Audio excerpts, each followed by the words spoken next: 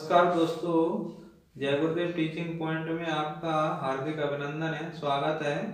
आज हम आपके सामने एक बेहतरीन और महत्वपूर्ण वीडियो लेके आए हैं जो कि परीक्षा उपयोगी है और हर प्रकार की परीक्षा में इस प्रकार के प्रश्नों को पूछा जाता है, चाहे वो एसएससी हो, बैंक हो या फिर यूपीएससी हो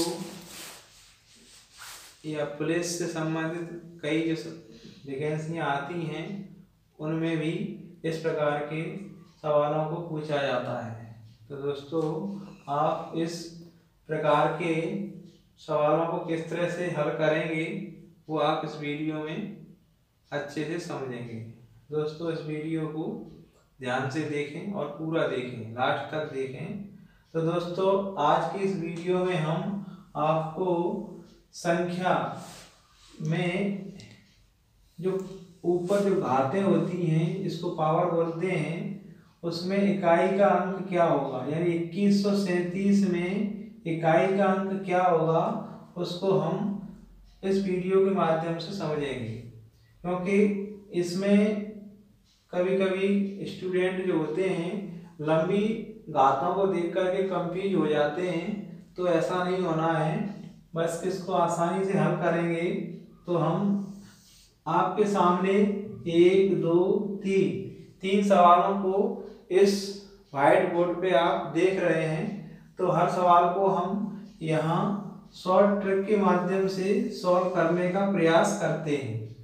तो दोस्तों, पहला सवाल यहाँ पर है कि 2137 की घात 753 है, तो इसमें इकाई का अंक क्या होगा, इकाई का अंक क्या होगा, यही इस सवाल में पूछा जा रहा है।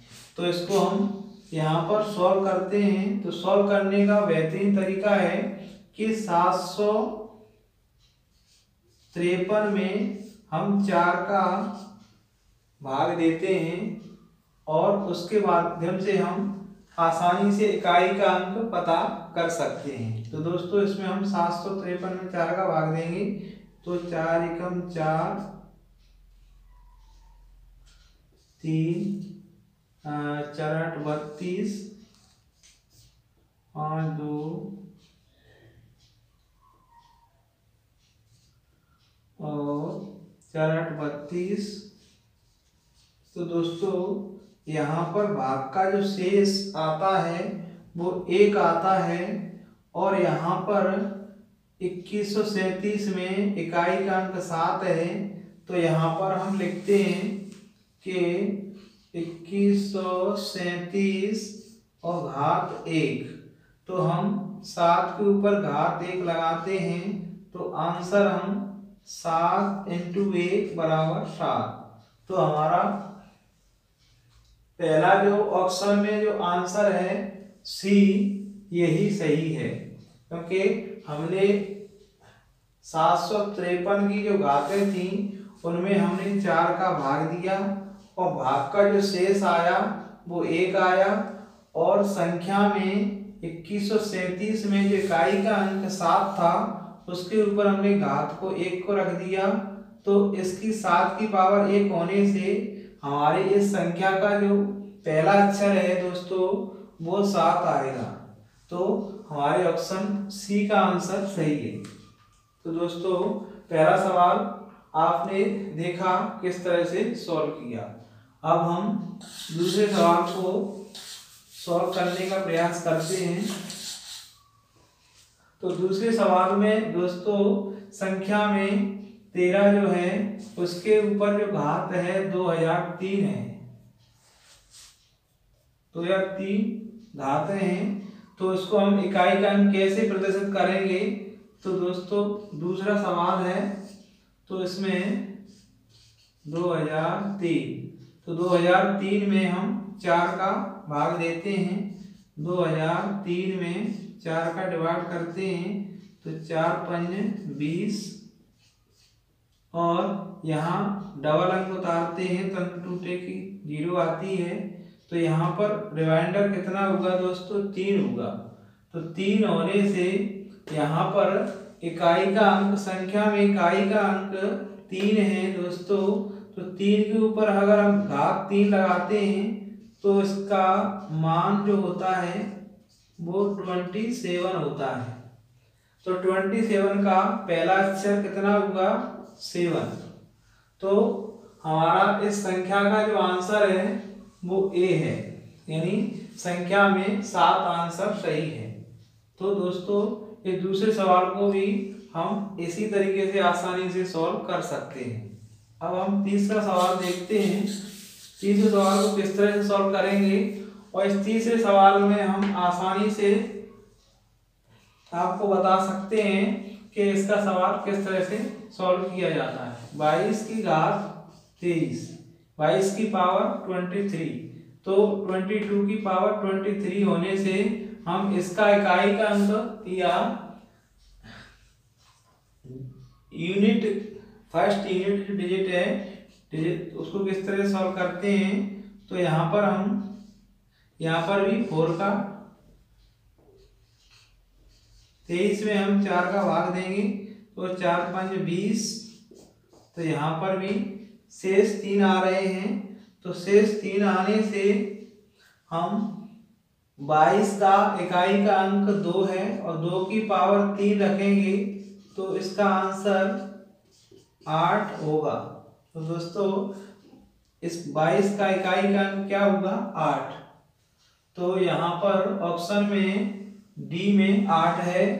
तो दोस्त इसी तरीके से हम कितने भी पावर हों, कितनी भी घातें हों, उन सारी घातों के आंसर हम आसानी से 4 का भाग देकर के इकाई का अंक आसानी से प्राप्त कर सकते हैं। तो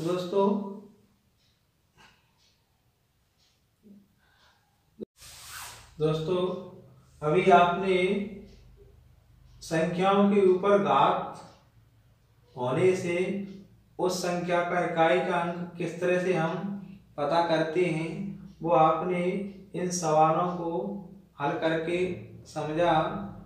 अब हम आपको इस प्रकार का जो सवाल भी परीक्षा में कभी कभी पूछ लिया जाता है, तो इसमें इकाई का अंक हम कैसे पता करेंगे, क्योंकि इसमें पावर नहीं है ना इसमें घातें कहीं दी गई हैं।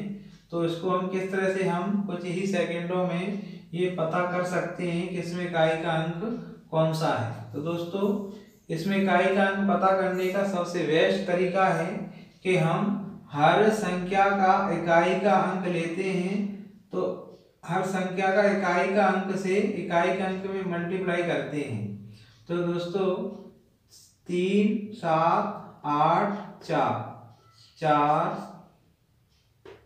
8 7 और 3, इनका हम मल्टीप्लाई करते हैं तो 7 21 21 8 168, 168 चौके 168 चौके 168 इंटू 4, तो 4 32 की 2, हासिल 3, 24 24 5 26 27, हासिल 2, 4 एकम 4, 4 और 2 6।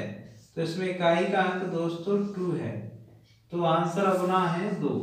इसी तरीके से हम आसानी से इस प्रकार से बड़ी संख्या के इकाई के अंक को पता कर सकते हैं, क्योंकि इसमें हम इकाई के अंकों को ही दूसरी संख्या के इकाई के अंक में ही मल्टीप्लाई करके आसानी से उसकी इकाई के अंक को पता कर सकते हैं। तो दोस्तों इस तरीके से हम आसानी से इकाई के अंकों को समझ सकते हैं। दोस्तों एक सवाल और आता है,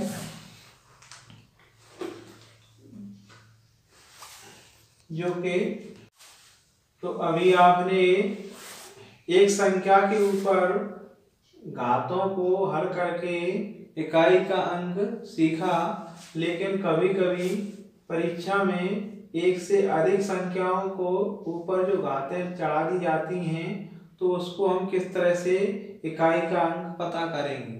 तो यहाँ पर इसको भी हम समझ लेते हैं कि दो संख्याओं के ऊपर अगर घातें हों तो उसमें इकाई का अंक हम कैसे निकालते हैं। तो यहाँ पर सॉल्व करते हैं। ये वाली संख्या, इसमें हम शॉर्ट में क्या करते हैं, इकाई का अंक लेते हैं केवल 7 और 7 के ऊपर 153 रख के इसमें 4 का भाग दे देते हैं।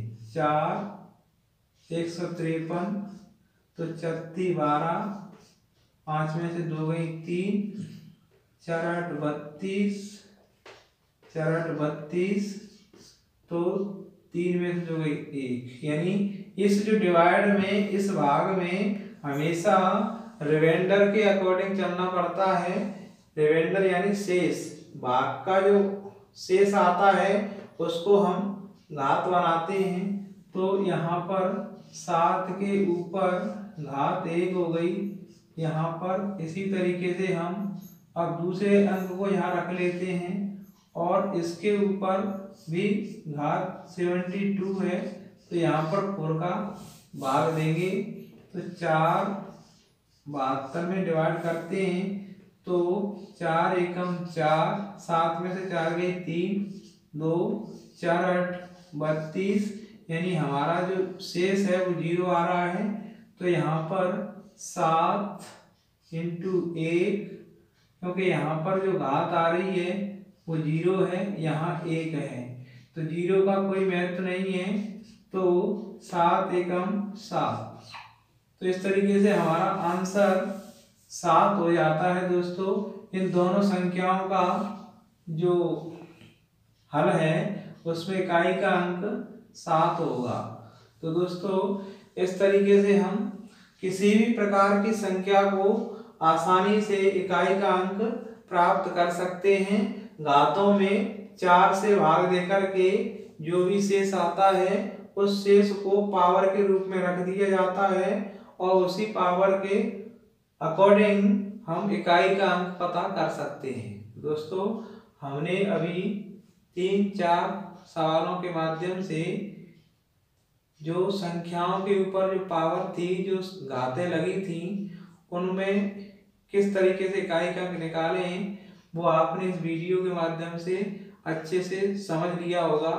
मुझे पूर्ण आशा है कि आप इसको अच्छी तरह से समझ गए होंगे। तो दोस्तों इस वीडियो को ज़्यादा से ज़्यादा शेयर करें और लाइक करना ना भूलें। वीडियो देखने का बहुत बहुत धन्यवाद।